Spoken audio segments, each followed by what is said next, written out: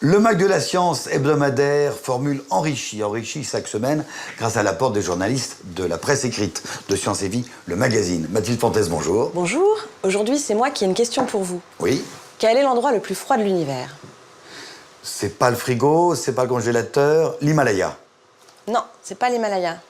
Plus haut, Plus haut? espace. L'espace, oui, mais l'espace est encore finalement assez chaud. Il est à moins 270 degrés. C'est très froid, hein. Oui.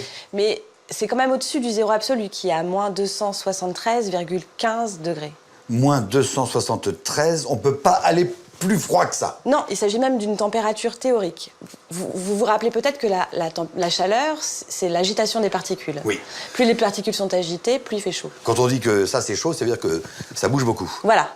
Bon, Et quand c'est moins chaud, Voilà. ça bouge un peu moins. Et la température à laquelle les particules seraient complètement figées, c'est ça, c'est le zéro absolu, c'est ce moins 273,15 que vous venez de noter. Alors, il est où actuellement ce 273, et quelques? Alors, l'endroit où on s'en approche le plus, c'est dans des laboratoires de physique théorique sur Terre, où on refroidit des petits nuages d'atomes pour atteindre des températures très proches de ce zéro absolu. Mais on espère le faire ailleurs. Ailleurs, où ça? Ailleurs, dans la Station spatiale internationale. Dans l'ISS? Dans l'ISS, en orbite autour de la Terre. Mais alors, pourquoi?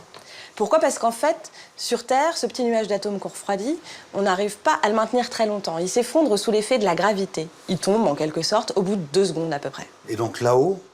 Et là-haut, on espère atteindre une dizaine de secondes. Et c'est intéressant de regarder pendant même 10 secondes des atomes à presque zéro. Et c'est fondamental puisqu'en fait, c'est pendant ces 10 secondes-là supplémentaires que les chercheurs vont pouvoir continuer de refroidir avec un champ magnétique leur nuage et du coup atteindre cette température qui n'avait encore jamais été atteinte d'un millième de milliardième de degré seulement au-dessus du zéro absolu. À part d'être dans le Guinness des records, à quoi ça sert d'approcher le plus près possible le zéro absolu? Eh bien, en fait, ça sert à explorer, on va dire, toute la physique fondamentale carrément. C'est-à-dire que quand on a ce nuage d'atomes refroidi, les particules, elles changent de comportement, et notamment leurs effets un peu étranges, qu'on appelle les effets quantiques, deviennent prédominants à ces températures.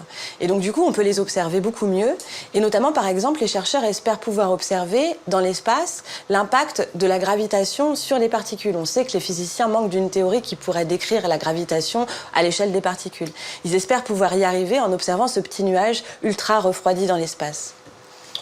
C'est pour bientôt dans l'ISS? C'est pour bientôt dans l'ISS. Ils ont eu des grandes difficultés à réduire leur énorme expérience pour la faire rentrer dans la Station spatiale internationale, parce qu'il faut s'imaginer qu'il s'agit d'un laboratoire énorme, hein, avec un tas d'instruments qu'ils ont dû comprimer pour les faire rentrer dans une petite boîte qui elle-même va s'envoler et pour être après dans un laboratoire de l'ISS.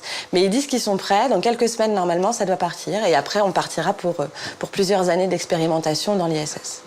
L'émission se termine déjà. Mathilde, on compte sur vous dès qu'il y a du nouveau. Vous reviendrez nous voir. Bien sûr. Pour nous raconter ce qui se passe. Nous, on se retrouve dès la semaine prochaine, mais d'ici là, n'hésitez pas à suivre l'actualité de la chaîne et de la science sur les réseaux sociaux et sur le site internet de Science et Vie Télé. Et n'oubliez surtout pas que la curiosité n'est pas un vilain défaut. À bientôt.